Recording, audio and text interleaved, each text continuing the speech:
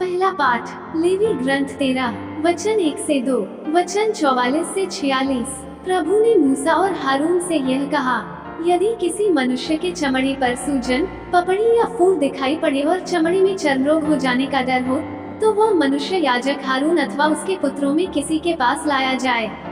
तो वह व्यक्ति रोगी और अशुद्ध है। याजक उसे अशुद्ध घोषित करे, क्योंकि ये उसके सिर पर चर्म रोग है।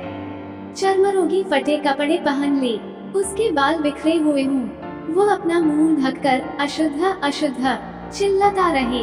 वह तब तक अशुद्ध होगा जब तक उसका रोग दूर न हो। वह अलग रहेगा और शिविर के बाहर निवास करेगा। सुसमाचार संत मार्कुस 1 वचन 40 से 45। एक कोढ़ी ईसा के पास आया और घुटने टेक कर उनसे अनुनय विनय करते हुए बोला, आप चाहें तो मुझे शुद्ध कर सकते हैं। ईसा को तरस हो आया। उन्होंने हाथ बढ़ाकर यह कहते हुए उसका स्पर्श किया, मैं यही चाहता हूँ, शुद्ध हो जाओ। उसी क्षण उसका कोढ़ दूर हुआ और वह शुद्ध हो गया। ईसा ने उसे यह कड़ी चेतावनी देते हुए तुरंत विदा किया, सावधान, किसी से कुछ न कहो, जाकर अपने को याजकों को दिखाओ और अपने शुद्धिकरण के लिए मूसा द्वारा निर्धारित भेंट चढ़ाओ, जिससे तुम्हारा स्वास्थ्य लाभ प्रमाणित हो जाए। परंतु वह वहाँ से विदा होकर चारों ओर खुलकर इसकी चर्चा करने लगा। इससे ईसा के लिए प्रकट रूप से नगरों में जाना असंभव हो गया, इसलिए वह निर्जन स्थानों में रहते थे। फिर भी लोग चारों ओर से उनके पास आते थे। मनन चिंतन। कोढ़ी की चंगाई मार्कुस के सुसमाचार में तीसरी चंगाई की कहानी है। पहली चंगाई की कहानी में यीशु ने अपने वचन के द्वारा एक व्यक्ति को चंगा किया।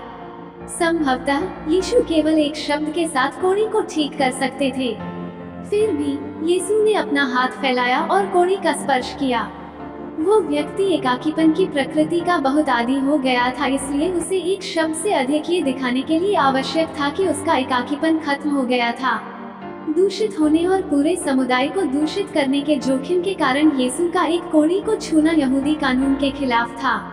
हालांकि यीशु को पता था कि उसके भीतर काम कर रही ईश्वर की शक्ति कभी भी मानवीय स्थिति से दूषित नहीं हो सकती। यीशु के भीतर ईश्वरीय जीवन की शक्ति मौजूद थी, वही कोढ़ी के भीतर मृत्यु की शक्ति।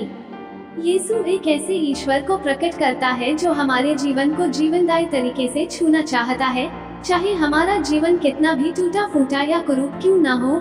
यीशु हमें छूकर नया बनाना चाहते हैं। आमीन।